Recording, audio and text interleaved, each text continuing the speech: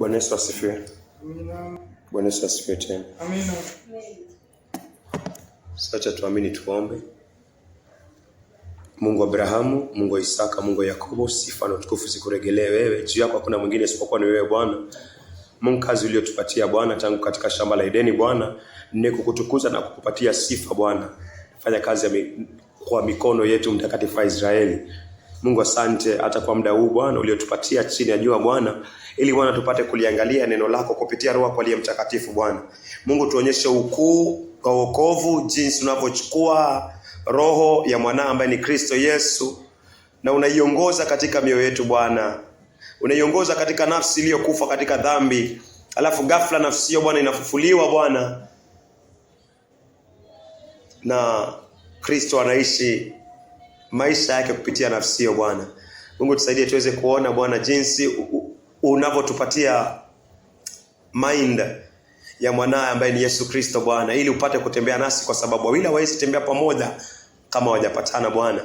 Mungu, hakuna mwanadamu anaweza kupatana na wewe ila kama hujafanya spiritual operation ndani ya moyo wake Bwana, kwa kuweka roho ya mwanae ambaye ni Kristo Yesu uliyependezwa naye na kuweka mind ya Yesu Kristo Bwana, ili mwanadamu aweze kutembea katika one accord na wewe, ili aweze kufanya mapenzi yako Bwana, ili muweze kupatana na mwanadamu. Mungu jitukuze Bwana. Wacha tukapate kuona identity ya Kristo aliye ndani yetu Bwana, identity na revelation ya wokovu Bwana, ambao si kitu kidogo Bwana, ni kitu ambacho ni kikuu Bwana. Na tunapozidi Bwana kutazamia yale makuu uliyotufanyia katika wokovu wa kwanza, ndio anatupatia nguvu ya kutusukuma katika hata wokovu wa mwisho Bwana. Jitukuze mtakatifu wa Israeli. Ndio ukatunyenyekeze Bwana. Sehemu zote zile Bwana ambazo tunahitaji makaripio Bwana, nenda ukatukaripie kwa upendo na kwa neno lako Bwana. Mahali ambapo unahitaji kututia moyo Bwana kupitia neno lako, nenda ututie moyo Bwana. Mahali ambapo unataka tuwe makini na kile ambacho kimefanyika katika mioyo yetu Bwana kupitia mwana ambaye ni Kristo Yesu,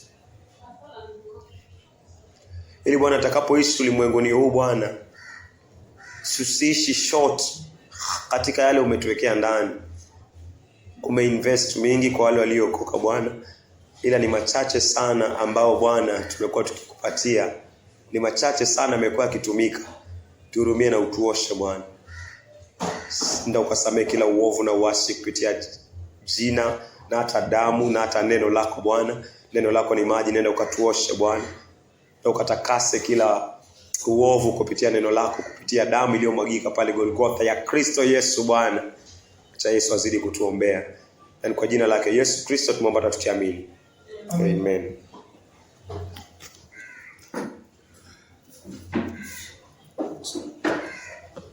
Tunaangalia ufunuo. Amen. Ufunuo wa wokovu.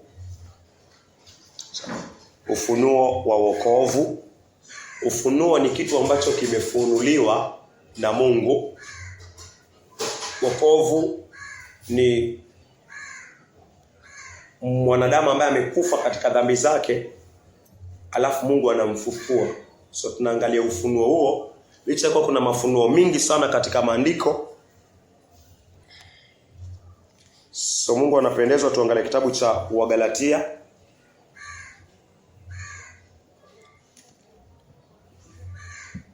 Wagalatia 4.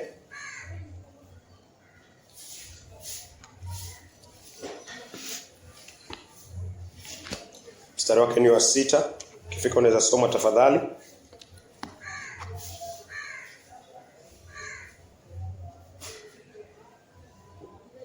Kitabu cha Wagalatia 4, mstari wake ni wa 6. Maandiko yanasema, kwa sababu nyinyi ni watoto wa Mungu, Mungu amemtuma Roho mwanawe mioyoni mwetu, anayelia Aba, yaani Baba. Tarudia tena, kitabu cha Wagalatia 4 mstari wake wa 6. Kwa sababu nyinyi ni watoto wa Mungu. Mungu anasema kwa sababu nyinyi, hili ni somo la wale waliokoka zaidi. Mungu anasema kwa sababu nyinyi ni watoto wa Mungu, wale tayari washafanyika watoto wa Mungu. Mungu amemtuma Roho mwanawe mioyoni mwetu. Mungu amemtuma roho wa mwanae. Roho wa mwanae mioyoni mwetu. Analia Aba. Huyu roho wa mwanae analia Aba. yani baba.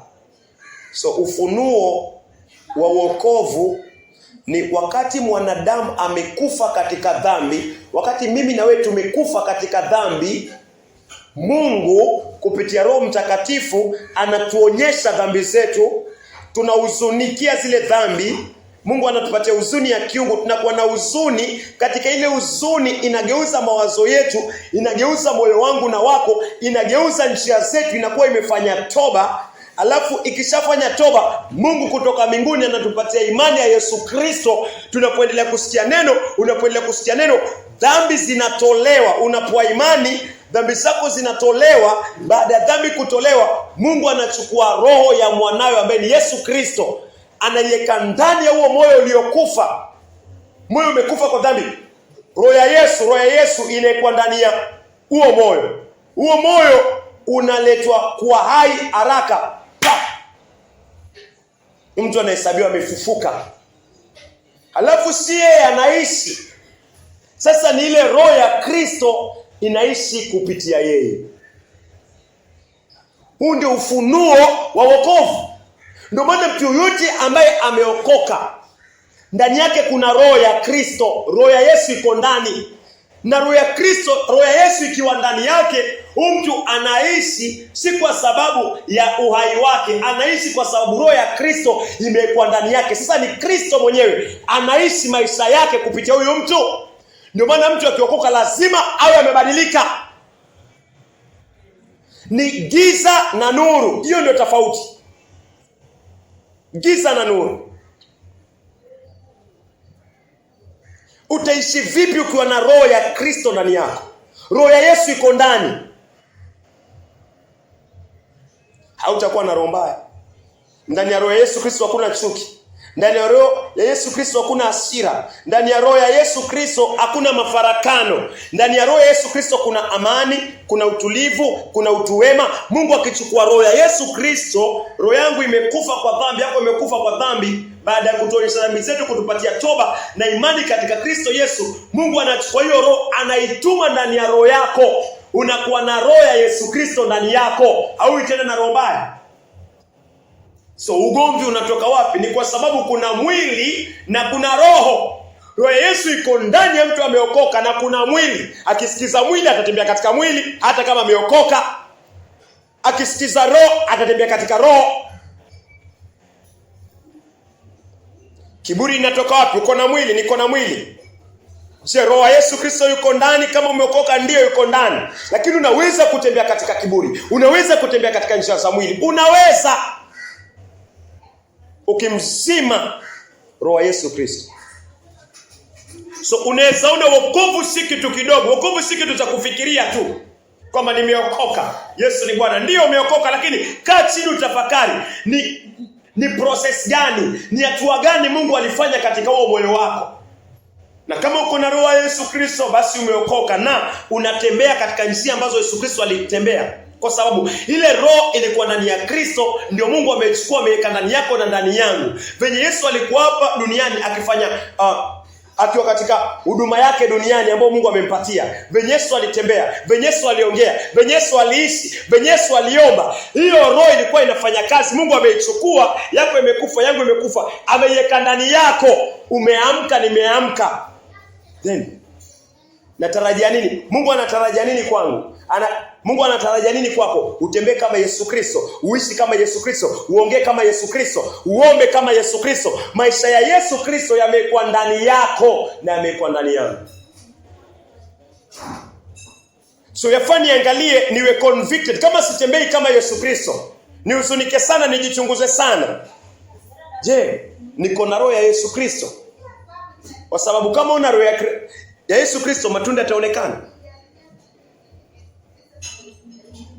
Weza rejelea tena.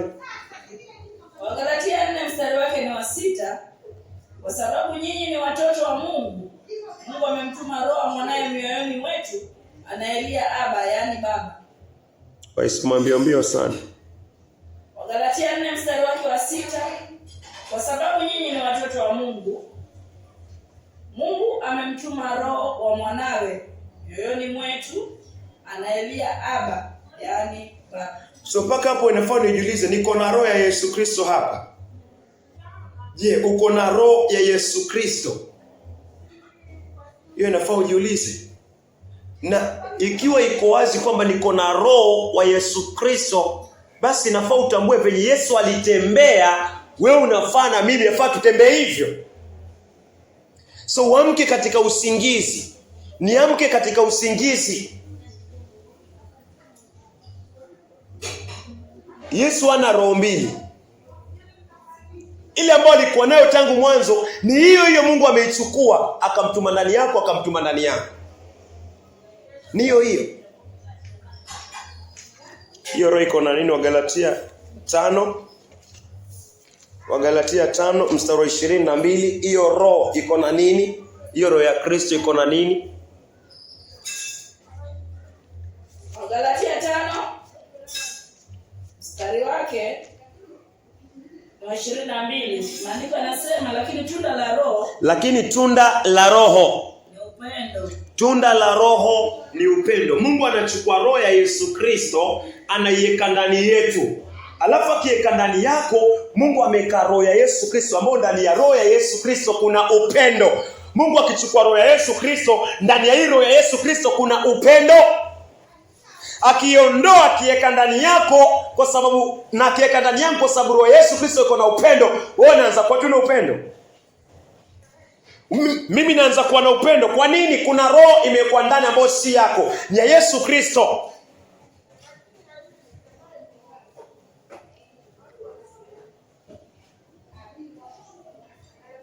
Upendo,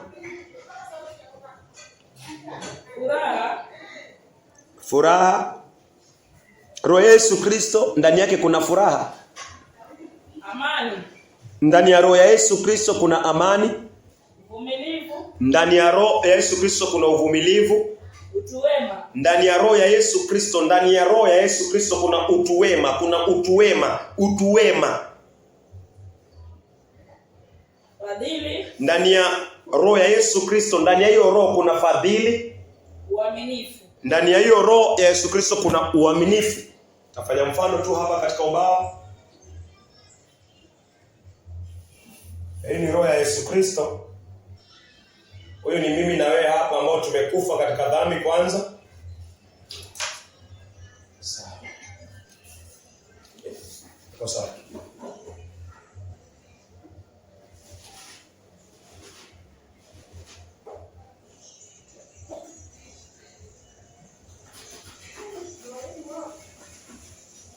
Huyu ni mimi na wewe. Hii ni roho ya Yesu Kristo. Wagalatia inasema ndani ya roho ya Yesu Kristo kuna upendo. Upendo uko hapa. Tatizo kubwa kabisa.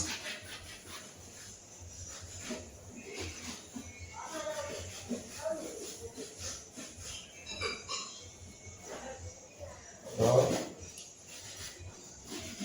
ya Kristo. Upendo.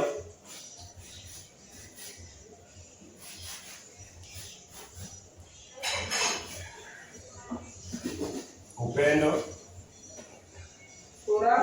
furaha, amani, uvumilivu,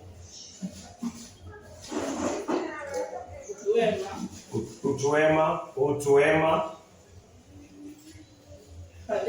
fadhili, masi natumai, uaminifu, faithfulness.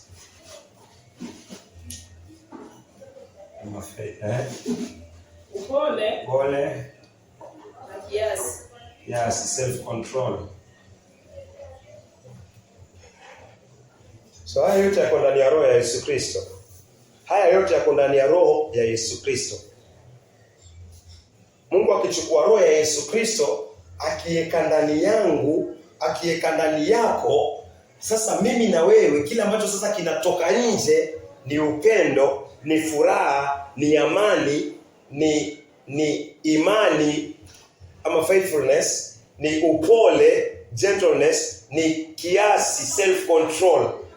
Unakuwa unaweza kudhibiti mwili wako. mawazo yako na njia zako, si kwa sababu ni wewe unajicontrol, kwa sababu ni roho ya Yesu Kristo imekuwa ndani yako. So ndani ya hiyo roho ya Yesu Kristo kuna self control.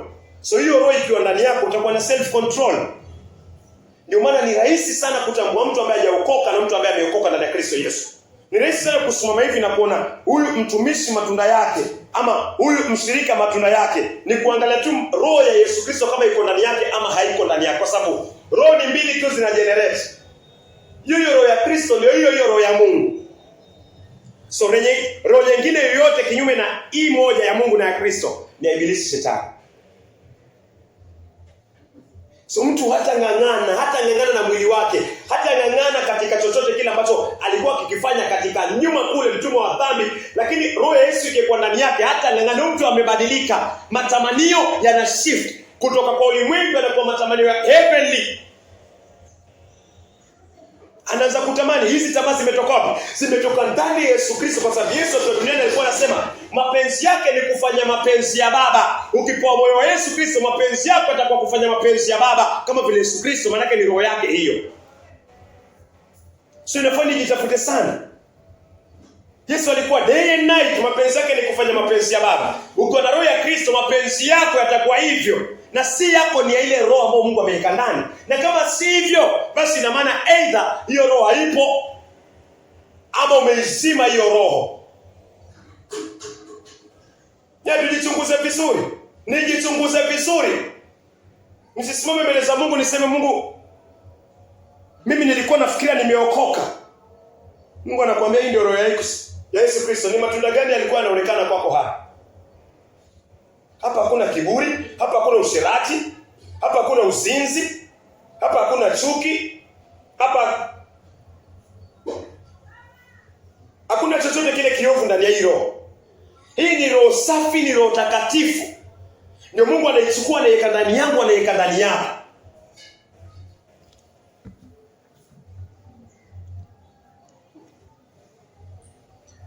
So unaweza soma Galatia 5:22 alafu tusonge mbele.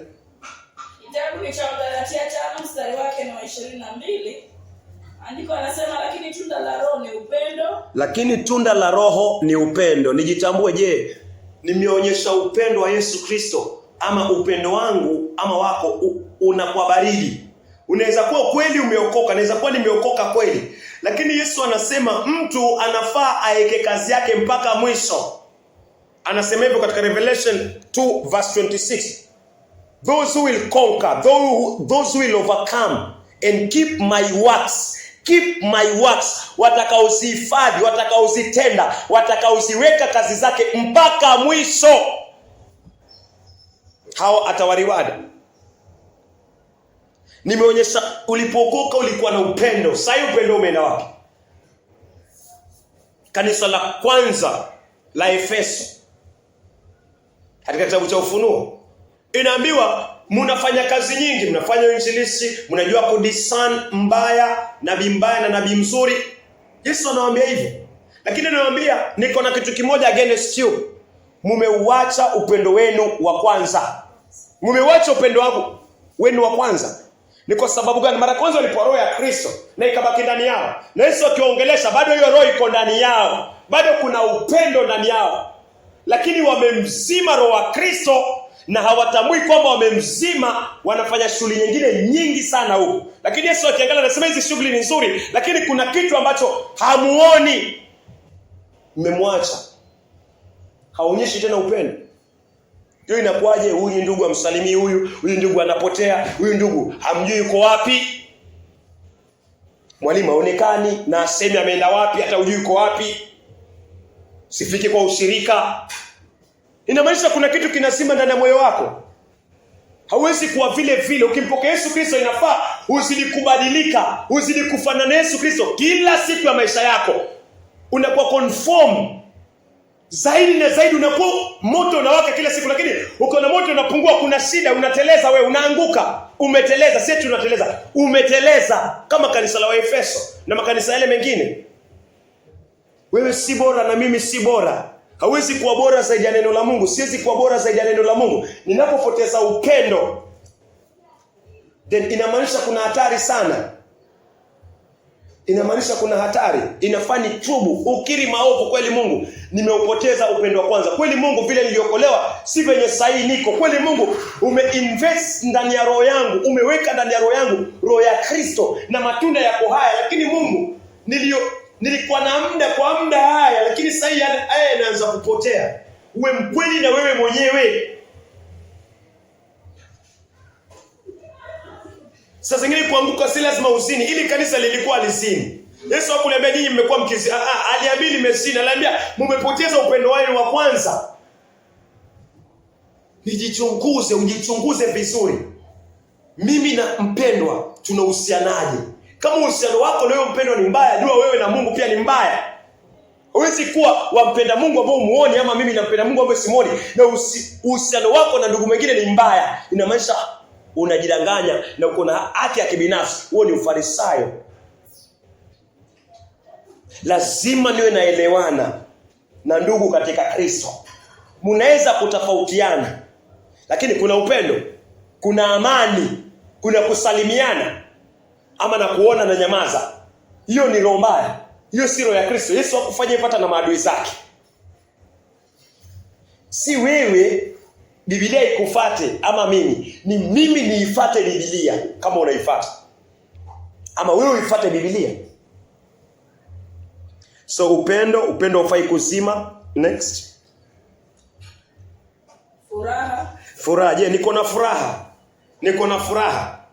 Ile ulipookolewa mara ya kwanza, Mungu aliweka roho ya Kristo ndani. Na ndani ya hiyo roho ya Kristo kuna tunda la furaha. Inafaa uwe na furaha kwa sababu si eti kwa sababu wewe unalazimisha kufurahi, lakini ndani kuna chemichemi ya mtu ambaye anafurahi, ambaye ni Yesu Kristo. Anakufanya tu unakuwa na furaha. Shida inakuwa, dhiki inakuwa, maadui wanakuwa, wanakutukana, wanakusengenya, lakini si kwa sababu ya wewe, lakini kuna mtu ndani ambao Mungu ameweka. Mungu ameweka roho ya furaha ndani. Unahisi tu uko na furaha na uko na amani hata katika moto mkali kabisa. Lakini kama unahisi kama Sauli, unahisi hakuna furaha, unahisi tu ni opposite ya furaha ni nini? Huzuni. Unahisi huzuni kila saa. Huzuni. Na si huzuni ya kwamba sijaomba ama nimepoteza muda mwingi afanye mtumikie Mungu sana na sana. Si huzuni hiyo, ni huzuni ya kidunia. Huzuni ya mambo, kazi, huzuni ya chakula, huzuni ya fedha, huzuni. Hizi zinakutesa. Ukiona zinakutesa, jua kuna kitu ambacho kimepotea ama kinapungua ndani ya moyo wako. Nikiona kazi inanitesa, ndoa inanitesa, watoto wananitesa, niangalie hii furaha imeenda wapi? Watoto wanaweza kuwa wabaya, ndoa inaweza kuwa si nzuri, lakini kuna hili tunda huwa linakufanya uende kwa magoti na uzidi kumuomba Mungu, alafu unasikia amani tu iko hapo. Mungu anasema nitashughulikia jambo hilo. Lakini kama naanza kubabaika na babaika kama Sauli, inamaanisha huyu roho umemsima. Ndani ya Kristo kuna roho ya furaha. Na ikiwa ndani yako, Mungu ameiweka ndani yako, wewe uliyeokoka kweli, iko ndani yako, basi napoe tuna furaha. Hali ikiwa mbaya bado unakuwa na furaha, hali ikiwa nzuri bado inakuwa na furaha. Kuna tofauti ya hili neno kwa kimombo, kuna joy na peace. Happiness na peace. Happiness inatokana na environment. Happiness, wakati mnakula kuku na chapati, huwa kuna happiness fulani. Wakati unakula sima, pengine ni Christmas, unakula sima, ni mfano tu, na mboga za uchungu, watoto wako hapo, huwa kuna hali nyingine ambao so furaha hiyo, happiness ni ya nje. Mazingira yakiwa mazuri, huwa unakuwa happy, unakuwa na hiyo happiness, unakuwa tuna furaha. Na chunga sana, waweza kuwa waishi maisha yako hivyo, ama mimi naweza kuwa naishi maisha yangu hivi. Wakristo wengine wao wako na kitu inaitwa happy, wanafurahi sana. Naona wanafurahi sana kwa muda, wanafurahi. Unashindwa kuelewa kwamba hiyo furaha yako si furaha ambayo inatokana na Yesu Kristo. nafurahi pengine napewa kitu kanisani. Okay, pengine napewa msaada kanisani. Niko na hiyo furaha, happiness nafurahi. Wakati kanisa inanifanyia vizuri. Kanisa inanifanyia vizuri kama pesa unapewa, allowance unapewa, hii unapewa. Unahisi uko tu sawa. Unaenda tu na kanisa. Ili kanisa nalipenda. Unahisi unalipenda. Lakini hali ikitokea, alafu kanisa ifunge, si kufunga kimwili, lakini Mungu ameruhusu hiyo ifungwe. Unaanza kurudi nyuma sasa. Unaanza kukasirika. Inamaanisha ile furaha ulikuwa nayo si furaha inatokana na tunda la Yesu Kristo. Hiyo ni furaha ya kimwili, ni happiness. Uko happy kwa sababu unafurahishwa, mwili wako unafurahi. Uweza kuachia kanisani mwili wako uko unafurahi. Uko tu kanisani unafagia, unafanya bidii sana, kumbe ni happiness. Si joy ambayo inatokana na tunda la Yesu Kristo. Niangalie sana.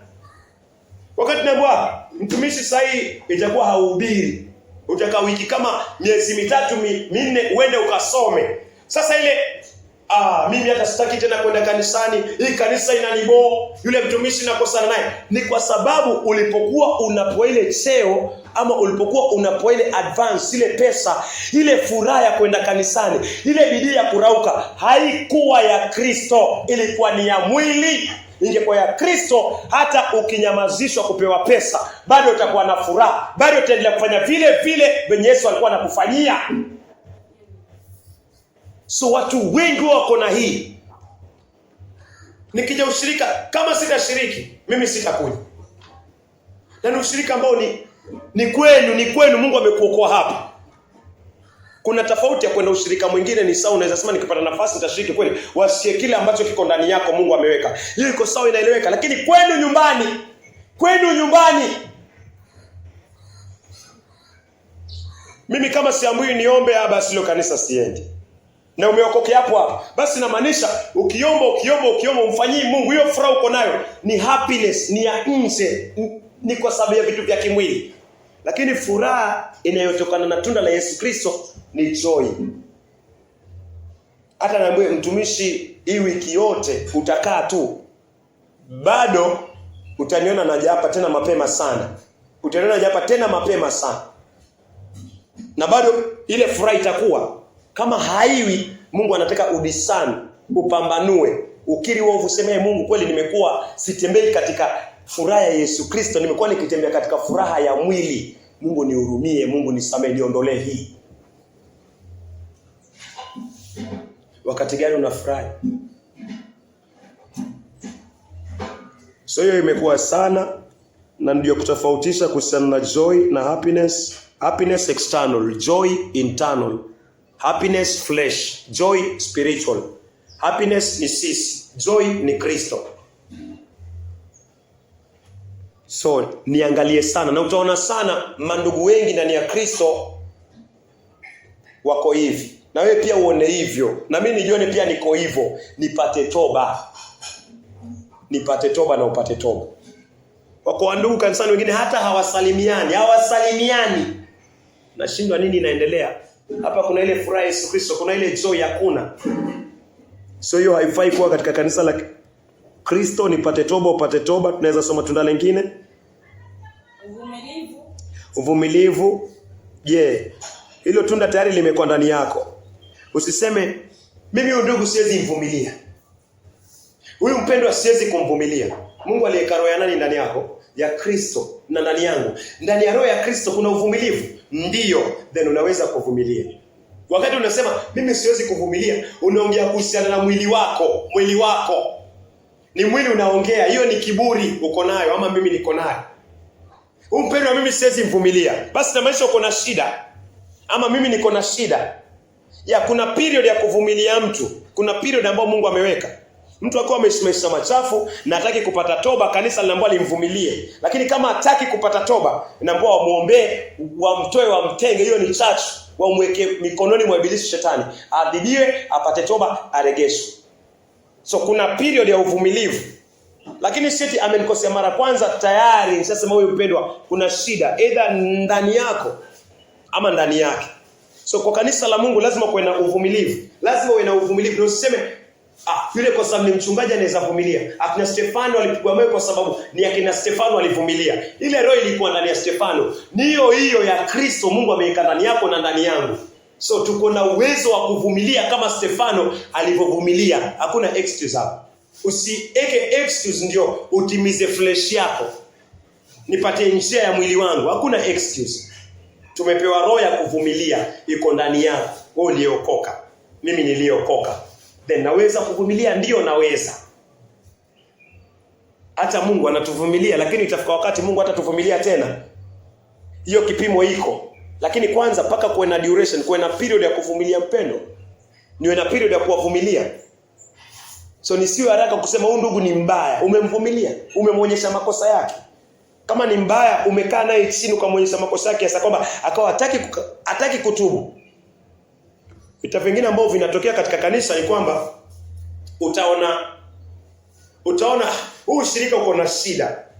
Ukiona ushirika uko na shida, sasa wewe utaona mimi sasa sitaki niwasalimie. Waona? Haujui kwamba wewe mwenyewe kwanza pia ama mimi mwenyewe naingia katika dhambi. Huyu mpendo yuko na shida, sitaki nimsalimie. Sitamsalimia, sitamuongelesha, nitampita. Haujui kwamba wewe wapoteza upendo. Yeye yuko na shida. Sawa, wewe utakuwa na nini pia? Wewe pia utakuwa na shida kwa sababu hautamuonyesha upendo. Yule ndugu sitamsalimia, shauri yake ni mbaya. Upite, yeye ni mbaya. Acha tuseme yeye ni mbaya, na wewe utakuwaje? Basi utakuwa mbaya pia zaidi. Maana kitu cha kwanza hujakana chini ukamwonyesha makosa yako, utakuwa mnafiki mkubwa sana. Ukisema yule ni mbaya, mimi nitamnyamazia. Mimi sitamuongelesha. Mimi sitampigia simu. Wewe ndio muovu kabisa. Maana kama ni mbaya, ushawahi muonyesha ubaya wake? Sijawahi. Then wewe ndio unaingia katika ubaya. So Mungu anataka uvumilivu, patience, uvumilivu. Tuvumiliane. Kama una uvumilivu, roho ya Kristo umeizima. Licha kwa hata uko nayo, kama uko nayo lakini umeizima. Na siko sawa, hauko sawa. Uvumilivu next. Uvumilivu pia wa kuvumilia wenye dhambi. Wamhubiria mwenye dhambi, anaenda anarudi katika dhambi zake, na mkaripia, uwe na uvumilivu wa kuendelea. Uvumilivu hata wa kufundisha. Uvumilivu saa zingine mnaweza panga mkutane saa 4, uinjilisti huko nje. Saa 4 uinjilisti huko nje sawa. Mtu aje achelewe saa 4:30. Lakini wewe hata una uvumilivu. Kwa nini umechelewa? Sawa, pengine kuna sababu, kuna kukemea kwa nini umechelewa. Hana sababu ambayo ni iko sawa, ni afadhali tu ajiangalie na wewe muaminifu katika time. Lakini paka kuwe na uvumilivu. Sema nimekungoja sana, umenichelewesha sana na ni nusu saa peke yake. No, paka uwe na uvumilivu, paka niwe na uvumilivu. Uvumilivu. So nijiangalie na tujiangalie, kwa sababu ukiwa na roho ya Yesu Kristo, na mimi ambao pia niko nayo na naamini uko nayo, inafaa uangalie hizo vipengele na niangalie hizo vipengele. Unaongea na mtu na simu, nitakuja, umefika wapi? Amani inafaa iwe. Inafaa ujue niko na tunda la uvumilivu ndani yangu. So naweza kumvumilia huyu. Zamani nilikuwa huwezi kuvumilia. Zamani nilikuwa siwezi kuvumilia. Lakini sasa hivi Mungu anataka ujikumbushe, niko na tunda la uvumilivu ndani, nitamvumilia. La sivyo utatenda dhambi. Next. Utu wema. Utu wema ni kutenda mema. Naamini utu wema, je, natenda mema? Je, watenda mema? Fadhili. Uaminifu, Biblia ya Kimombo inasema faithfulness. Hii ni goodness. Naona goodness si mercy, ni goodness. Goodness ni fadhili. Fadhili si ndio? Nimeandika mercy samahani. So goodness ni fadhili, goodness. Mercy ni huruma. Goodness ni fadhili, goodness ni nilikuwa naishi maisha mabaya huko nyuma, na sasa unaishi maisha gani? Umepewa roho, nimepewa roho ya kufanya mema, ya kutenda mema. So nikiwa naona natenda mabaya, yafaa nijiulize, hiyo roho nimeizima. Mabaya, masengenyo, mabaya, madharau, mabaya haya. Hii si roho ya Kristo kwangu ama kwako. Hii si roho ya Yesu Kristo. Yesu ataikataa hiyo roho. Yesu atamkataa huyu mtu ambaye anafanya hivi. Si wewe wala si mimi. Ni wewe na ni mimi. Na nisiangalie yule mwingine, inafaa vidole vyote viniregelee mimi na vikuregelee wewe. Manake ni safina yako na ni safina yangu, na ni roho. Tupambanue hiyo roho. Kabla sijapambanua ya yule, ni pambanue yangu. Faith, imani. Kama saa zingine unapoteza imani, inafaa ujue roho ya Yesu Kristo umeizima. Naanza kulia shida, tunaanza kulia shida, naanza kuzipanga shida. Umeokoka, uko na roho ya Kristo, inafaa nijiulizeni maswali. Mbona sina imani? Maana Yesu anasema imani yako na yangu ikiwa hata ndogo kama tembe ya aradani, ndogo kabisa. Hiyo imani ndogo kabisa haiko. Nitakula nini? Nitavaa nini? Kesho itakuwaje? Kesho kutwa itakuwaje? Yesu anasema ndani ya huo moyo wa Mkristo, hata dunia itingishike, huwa kuna imani ndani yake. Anasema mvua imenyesha wiki hii, hata sijui rent itakuwaje. Na hii ndio mwisho wa mwezi. Na hii wiki nilikuwa natarajia. Lakini kwa roho ya Mkristo huwa kuna, lakini naamini Mungu atatenda. Hiyo ndio imani wewe imebaki. Hiyo imebaki kwa roho ya Mkristo. Lakini ukiona hiyo paka hakuna hiyo, umemzima roho, unamuhuzunisha roho. Na kuna shida, unateleza. Unakuwa vuguvugu. Yule ni mgonjwa sana, mtoka kule, sina pesa, 200,000 zinadaiwa, hata sijui itakuwaje. Lakini Mkristo anamalizia akisema, lakini naendelea tu kuomba Mungu. Anamalizia hivyo. Lazima sentence yake ya mwisho, kwa sababu kuna roho ya imani imekuwa ndani yake, atamalizia hivi. Lakini kama atamalizia hivyo, nijue kabisa huyu sasa anamzima roho na anamuhuzunisha roho. Na anapitiliwa. So yule ambaye uko kiroho, ampatie neno la imani. Amwambie, mpendwa, ndani ya roho iliyokuwa ndani yako kuna imani. Angalia andiko, Mungu anasema nini? Mpatie mizigo yake.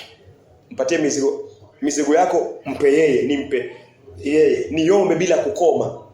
Hata kabla hujaomba, Mungu tayari anajua. Isaya anasema hivyo, kile ambacho unahitaji. So ni imani, uconnect imani. Ni hivyo kwako na iwe hivyo kwangu.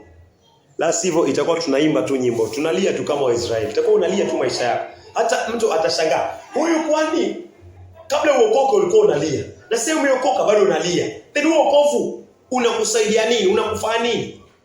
Ukiwa na roho ya Adam imekufa ulikuwa unalia. Sio umepewa roho ya Kristo ndani bado unalia. Ina maana kuna kitu ambacho hakiko sawa. Si kwa Kristo lakini kwako na kwangu. Next. Upole. Roho ya Yesu Kristo iko na upole. Haimaanishi mtu anafanya dhambi makusudi anaendelea anafanya dhambi. Yesu alichukua fimbo akawatandika na bado Yesu alibaki na roho ya upole. Licha kwa alichukua hata fimbo na akawachapa na bado alibaki na roho ya upole. So roho ya upole haimaanishi usikaripie dhambi. Haimaanishi mtu akiwa anaogelea dhambi za makusudi. Haimaanishi umfuate mwambie, pendwa, Mungu akubariki. Unamwambia tu venye maandiko yanasema. Maandiko yanasema Mungu apendezwi na uchafu. Geuka katika huo uchafu, mpendwa, utakufa. Tumekuonya mara ya kwanza, ukaonywa mara pili, ukaonywa mara tatu, mara 4. Lakini waekea mbali makaripio ya nani? Ya Mungu. So kwa sababu unaekea mbali makaripio ya Mungu, kanisa ama ushirika unakuweka kando. Huu ni upendo. Lakini kwa macho mengine tunaona kama si upendo huu ama si upole huu, lakini huo ndio upole. Mungu aliwaambia Waisraeli walipoabudu sanamu, Mungu alimwambia Musa, wale ambao wako saidi ya Mungu wakae huko, Walawi wote wakakaa huko. Wale ambao walibaki huko, Mungu aliwaambia Walawi wachukue upanga waue hao ndugu zao. Na Mungu anasema hiyo ilikuwa hukumu ya upendo na upole. Na wakawaua. So kwa uovu hakuna upole. Licha kuwa ndugu akigafilika huwa anaregeshwa kwa upole, lakini akichukulia kama mazoea, yani ni mazoea ameikubali kama tabia yake, Mungu anasema hapana. Huyu asipoamshwa, asiposhtushwa atapotea. So upole, mtu akikuuliza swali, nafaa kuwa na spirit ya upole, umjibu vile inavyostahili. Naweza kuuliza mwambie mimi sitaki maswali, usiniulize upole hiyo. Pole ni kulingana na kitu mtu anaweza kuuliza hata kanisani. Ile ninyo nimeiona hapa ni kama sioni. Mpendwa, umeichukua kwanza, unanichukuliaje? Kwani mimi ndio anachukua vitu? Wewe umenizoea. Haya si ya Kristo. Akikwambia umechukua, unamwambia very simple, kama moyo wako uko safi ama uko safi. Mpendwa, mimi sijafanya nini? Sijaichukua. Pengine ulize mwingine, hiyo imeisha hivyo. Lakini ukianza mimi naonewa, mimi kila saa, mimi unaniingililia, mimi, inamaanisha moyo wako tangu huko nyuma ulikuwa umejaa uchafu. Sasa ndio umepata nafasi ya kufanya nini? Ya kutoka. Hayo yote yalikuwa ndani. So lazima kuwe na upole. Lazima kuwe na upole, kwa sababu leo ukiniambia ile gita ilikuwa hapa, mtumishi sioni, umeisahau nyumbani. Nikaanza kuambia gita kwani ni yako? Kwani lazima iwe hapa? Utaona kuna kitu kilikuwa ndani yangu, lakini sasa ndio kinafanya nini? Kinatoka. Kwa sababu ni rahisi, imekuwa hapa, sioni, umeiulizia. Ni kwamba nilichukua nikaipeleka nyumbani, lakini nitaileta. Very simple, inamaanisha hakuna kitu ndani ya moyo. Lakini kwani lazima iwe hapa? Hii kwani lazima iwe hapa? Imetoka wapi? Inamaanisha ilikuwa wapi? Ilikuwa imejificha katika moyo. Ndio maana sasa hii inafanya nini? Inatoka. Inamaanisha moyo wangu haukuwa msafi katika kanisa la Yesu Kristo. Nilikuwa mnafiki katika kanisa la Mungu, na Mungu hapendezwi na hiyo. Hapendezwi na hiyo. Inaweza kuwa nacheka na iko sana hii makanisani. Inaweza kuwa nacheka tuna mtu hapa, naongea tuna mtu hapa, lakini ndani ya moyo kuna vita vikubwa sana dhidi ya huyo. Alafu tunakuja tunakaa tunaongea mbele za Mungu, tunatoka. Huu ni unafiki, ni chachu kubwa sana. Kanisa la kwanza lilikuwa hivyo, wala kanisa la lililoko mbinguni hayakuwa hivyo. Then lazima tufanane na hili kanisa. Lazima nije kwa Mungu nikiwa moyo wangu ni msafi, najua sina chochote. Na kama niko na chochote na mpendwa, tumalizane, tukae chini tuongee, tupatane, tuombe pamoja, tukiri dhambi zetu pamoja, tuombeane. Hiyo kitu iondoke. Nisije mbele za Mungu katika kanisa lake popote ambao mtu yuko. Nisije mbele za Mungu kama ibilisi. Wakati wa Ayubu 1:6-7. Ayubu alikuwa anakuja kwa kiti cha Bwana. Anakuja na anaongea na Mungu. Anakuja kwa kusanyiko. Hao wote ni malaika. Yeye anajiingiza hapo ndani. Uweza kuona kuja ushirika na moyo huo. Mimi naweza kuwa niko pia na moyo huo. Mungu apendezi na moyo huo. Ni moyo wa kuzuia baraka. Na hiyo si roho ya Yesu Kristo. Hiyo si roho ya Yesu Kristo. Ni hakikisha huo uchafu umetoka. Na unatoka kwa kukiri na kuacha hiyo njia. Sunda la mwisho. Kiasi. Ya kiasi ni self control. Self control. Mtu ambaye ana self control aidha amezima huyo roho, na italingana ni dhambi gani anaitenda. Mtu asiseme kwamba mimi niliokoka niko na roho wa Bwana, lakini tangu niokoke nimeanguka kwa uzinzi na usherati kama mara 7 mara 8 na bado na struggle. Hiyo si roho ya Kristo iko ndani. Roho ya Yesu, Mungu akichukua roho ya Yesu ambayo iko na self control kiasi, akiweka ndani yako, akiweka ndani yangu, automatically viungo vinakuwa na self control, na huyo ndio Yesu Kristo. Niseme niko na roho ya usherati, alafu niko na roho ya Kristo, una blaspheme, unafanya hii roho itukanwe. Roho Yesu Kristo haina usherati hapa ndani. Haimaanishi mwanadamu hawezi anguka kwa usherati kama Daudi. Ukimzima roho utaanguka kwa uzinzi na usherati. Lakini si tabia, si lifestyle, si mwenendo. Si mwenendo. Kuna tofauti kubwa sana ya kama una roho ya Kristo alafu umewekewa roho ya Kristo hapa. Kuna tofauti kubwa sana. Lazima iwe tofauti kubwa sana. utakuwa na nguvu ya kushinda usherati, utakuwa na nguvu ya kushinda uzinzi. Self control imekuwa ndani yako, inakucontrol. Wakati hatuna Kristo ni kama gari ambayo haina brake. Ikiachiliwa tu inaenda kugonga. Ikiachiliwa tu inaenda kugonga. Lakini Yesu akiwa ndani ni gari sasa iko na brake. Inaweza enda ikasimama. Inaweza enda ikasimama. Ni hivyo hivyo na mili yetu. Na inafaa iwe practice ya kila siku. Kila siku. Mpendwa mmoja alikuwa anaitwa John Wesley. Nazidi kumsoma tu polepole sasa hivi. Na wale wengine. John Wesley alikuwa na discipline kati ya watumishi wengi sana. John Wesley ni mmoja wapo wa watumishi ambaye amekuwa very disciplined. Mungu alimbariki na lugha 3, Latin, Greek na Hebrew. Lakini alipookolewa zote hazikuwa za maana. Na discipline yake for 50 years alikuwa anamka saa 10. Kila siku for 50 years saa 10. Anachukua masaa mawili. Akiomba akisoma neno. Na mambo mengine mingi sana katika disciplines ambazo Mungu alikuwa anamuongoza. Wako wengine of which pia walikuwa na discipline, lakini huu ni mojawapo pia ya mojawapo naweza jichunguza maisha yake na maisha yangu ama watumishi hata wale wengine. Unaomba mara ngapi? Inafaa niwe na discipline, Siku ikiisha hivi inafaa ni kama 1 hour. Siku inaisha jioni. Ikiisha siku hivi uwe na 1 hour. Hii siku imeisha, nyingine inaanza. Ili ukianza siku nyingine unaanza na moyo mwingine tofauti. Morning kabla uanze unachukua tena 1 hour. Unaomba, unakutana na Mungu. Inakuwa siku ikianza unaanza na Mungu.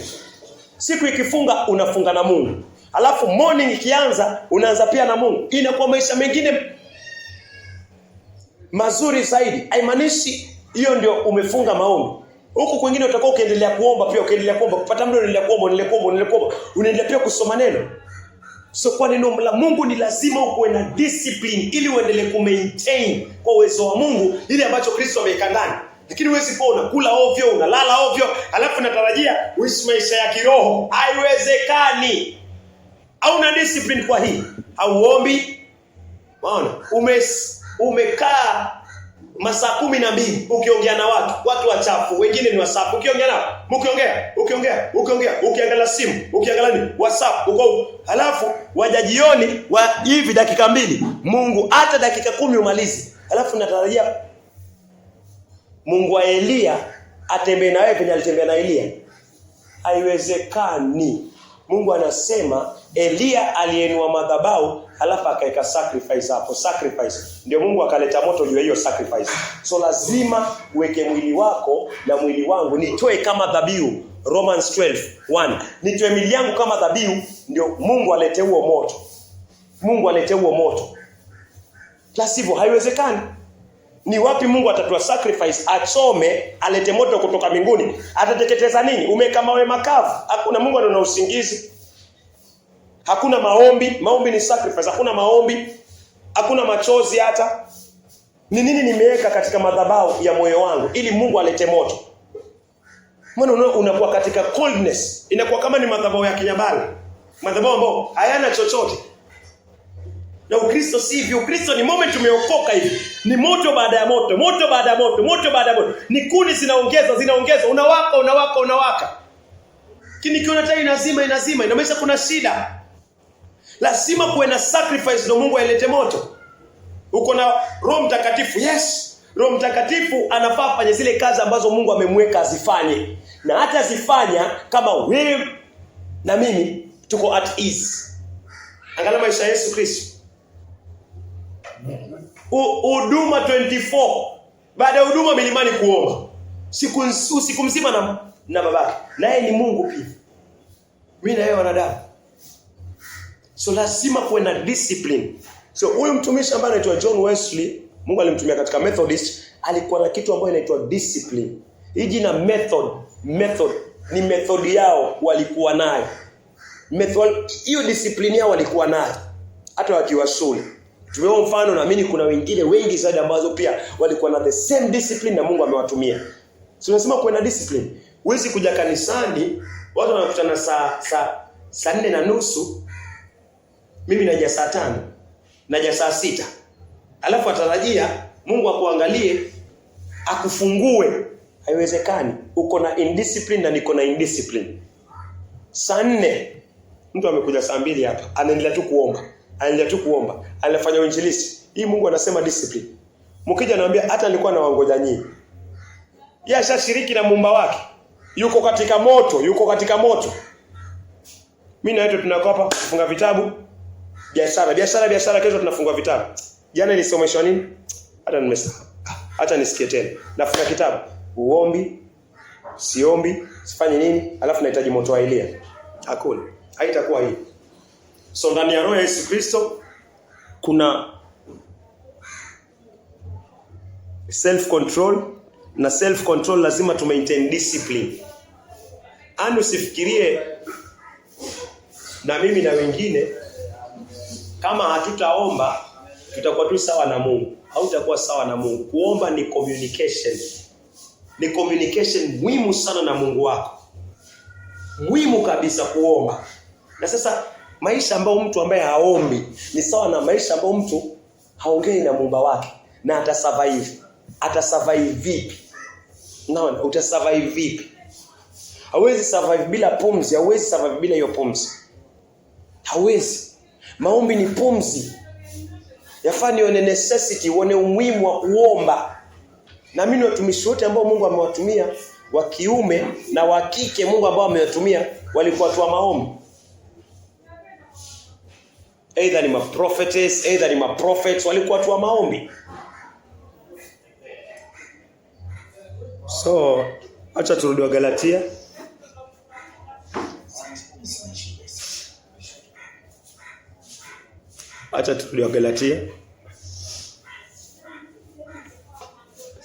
Natumai tumeona ile iko ndani ya roho ya Yesu Kristo.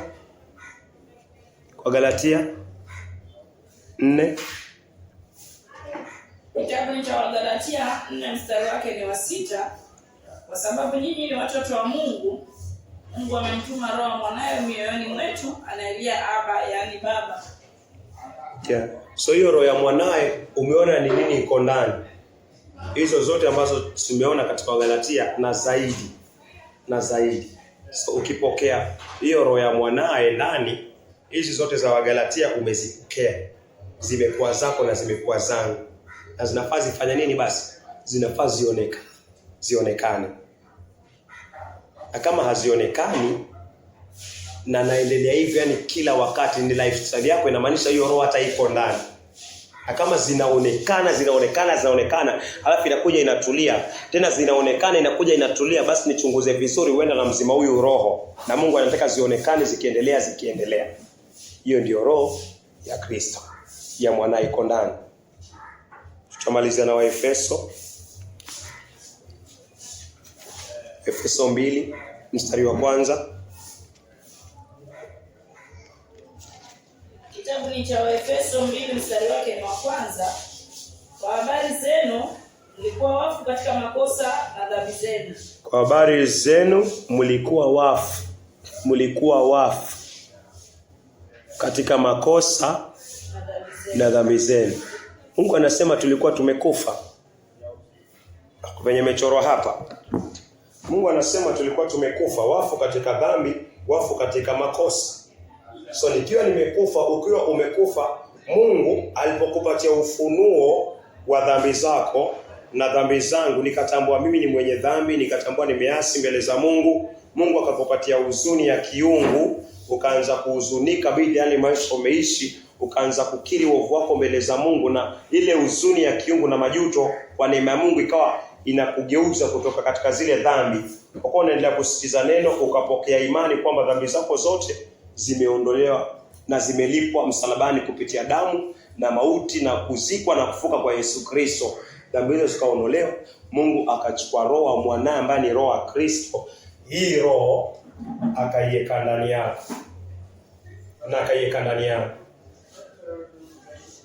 Hii roho ikawa ndani. Hii roho ikiwa ndani, Mungu anasema hapa ndio umekuwa quickened, umehuishwa. Hii roho ndio iko na uhai. Mimi nimekufa, wewe umekufa. Hii roho ikiwa ndani yako na ikiwekwa ndani yangu na imewekwa ndani yangu na yako, maandiko yanasema tukahuishwa. Hii roho ndio iko na uhai. Ilipoingia ndani ya mwenye dhambi aliyokufa, mwenye dhambi akaamshwa. So si mwenye dhambi anaishi sasa, ni ile roho. Hii roho iko ndani, mwenye dhambi anaamshwa. Sasa si mwenye dhambi tena, mimi na wewe tuamshwa.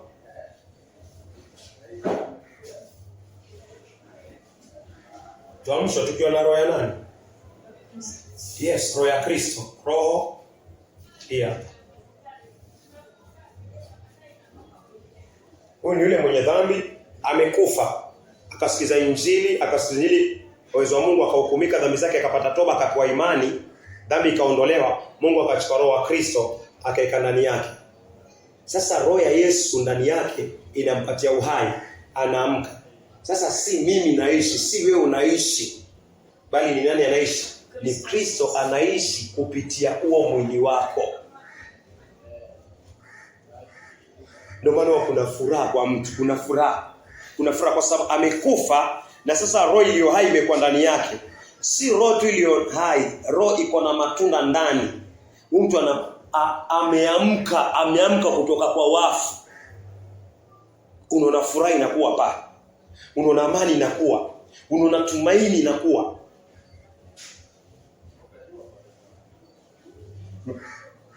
Hivyo ndio Mungu anamaanisha tukimaliza na Wagalatia 2 mstari wa 20.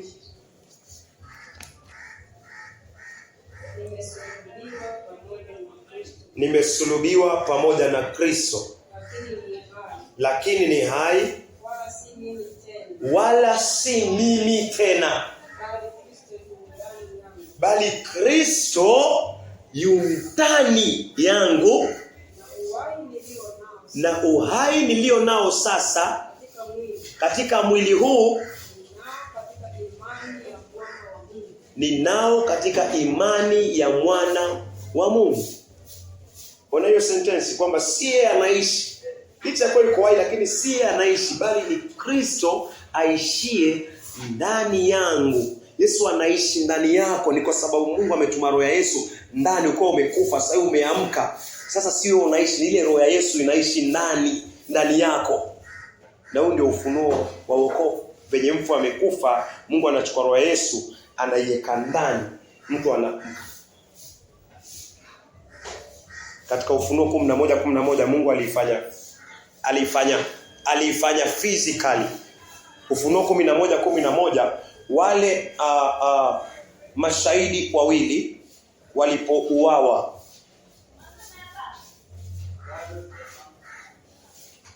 kwa siku 3.5 unaweza soma. Kitabu cha Ufunuo 11 mstari wake wa 11. Naam. Lakini baada ya zile siku 3.5 pumzi ya uhai kutoka kwa Mungu. Hiyo inasema pumzi ya uhai. Biblia nyingine inasema roho, spirit. Biblia ya Kimombo inasema spirit. Hii inasema roho. Acha tusikize hii tafadhali. Weza soma yako. Na baada ya siku hizo 3.5 roho ya uhai itokayo kwa Mungu ikamwingia, wakasimama juu ya miguu yao, na hofu kuu ikawaangukia watu waliotazama. Inasema roho ya uhai kutoka kwa Mungu. Roho ya uhai iliyo ndani ya Mungu, Mungu alichukua akaiweka ndani ya hawa manabii wawili, mashahidi wawili. Walipokuwa wamekufa, watu wanawaangalia, wanawacheka. Mungu akachukua roho yake ya uhai akaiweka ndani, alafu akafanya nini? Akaamka. So wokovu pia ni hivyo. Ilicha kwa wao ni wasafi, ni watakatifu, walikufa kama watakatifu.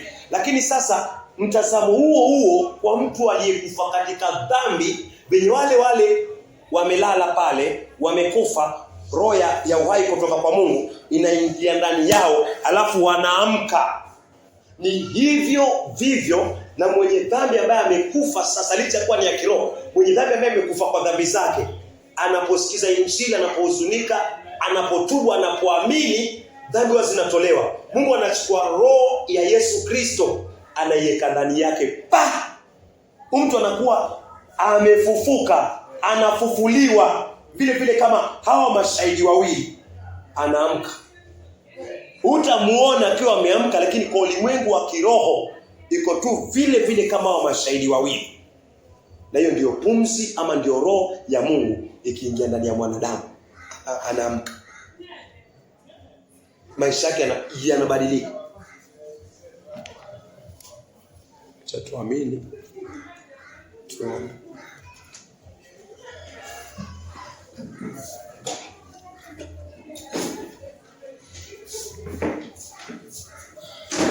Tunakushukuru Mungu wa Abraham, wa Isaka na Yakobo. Asante kwa kila aliyekuwa mahali hapa Bwana. Mungu umezungumza nasi. Zidi kuzungumza nasi Bwana. Mungu umetuonyesha jinsi wokovu ni ufunuo mkubwa Bwana na mpana zaidi Bwana. Jinsi unaitoa roho ya mwanao ambaye ni Kristo Yesu, unaichukua na kuiweka ndani ya moyo wa mwenye dhambi aliyekufa, na ghafla uhai unaingia ndani ya roho yake na anaamka Bwana. Mungu jitukuze Bwana. Tupate kutambua ndani ya hiyo roho Bwana kuna amani, kuna upole, kuna kiasi, kuna uvumilivu Bwana. Kuna kutaka kufanya kazi ya Mungu, kwa sababu ndani ya roho ya Yesu Kristo haya yalikuwa Bwana. Mungu tuhurumie Bwana. Saidie tupate kutambua roho iliyowekwa ndani yetu Bwana ni roho ya nani, na ni roho ambayo iko na nini Bwana. Ili Bwana tusijipeane tu katika maisha ya dhambi ama maisha ya chini kabisa ama maisha Bwana ya kutokuamini Bwana. Mungu tusaidie tuweze kukumbuka Bwana tuko na roho ya Yesu Kristo ndani yetu, na wewe ndio umeituma Bwana. Mungu tusaidie Bwana. Jitukuze Bwana. Tufanye waombezi Bwana kama wale watumishi uliowatumia Bwana, wanawake na hata wanaume Bwana. Manabii uliowatumia Bwana, wa kiume na hata wa kike Bwana, kuanzia mwanzo wa Biblia hadi mwisho wa Biblia Bwana. Tuhurumie Bwana, tunyenyekeze mtakatifu wa Israeli Bwana. Saidie tuweze kukumbuka ile gharama Yesu alilipa Bwana. Na tuone ni gharama gani sisi Bwana tunafanya kumregeshea mkombozi wetu Yesu Kristo Bwana kwa kumtumikia. Mungu tuhurumie Bwana. Kwa kila sehemu Bwana ambazo hatujatembea sawa, kwa kila sehemu ambazo tumemzima roho na tukamfanyia jeuri roho na tukamhuzunisha roho, Mungu tunaomba kwa upendo na amani, nenda ukatusamehe Bwana. Katuoshe na damu ya Yesu Kristo na neno la uzima, na ukatutakase tena na tena na neno hili ambalo umeshiriki, na neno tutakalo lisoma, na neno tutakalo kutana nalo Bwana, hata kwa watumishi wengine Bwana, hata kwa sisi wenyewe tukiwa tunasoma Bwana. Zidi kutuosha na kutakasa, zidi kutusukuma Bwana, tuzidi kuwa na msukumo wa kuwa kama lile kanisa la kwanza Bwana. Zaidi ya yote Bwana, tusaidie tuwe wanyenyekevu sana katika amri zako Bwana, na macho yetu Bwana yawe ya focus Bwana iwe katika amri zako Bwana, katika katiba yako ya mbinguni Bwana. Tusaidie Bwana, tunyenyekeze Bwana. Saidie tuweze kuhesabu yote kuwa mavi Bwana, ila tuzidi kukumbatia amri zako Bwana, kupitia Roho yako aliye mtakatifu aliye ndani ya mioyo yetu Bwana. Tumeomba hata tukisadiki. Sema neema. May the grace of Lord Jesus Christ, God and the fellowship of the Holy Spirit and forever. Sema Baba yetu, Father of the heaven, hallowed be thy name, thy kingdom come. Thy will be done on earth as it is in heaven. Give us this day our daily bread, and forgive us our sins, as we forgive those who sin against us. Lead us not into temptations, but deliver us from the evil. For that is the kingdom, the power, and the glory forever. Amen.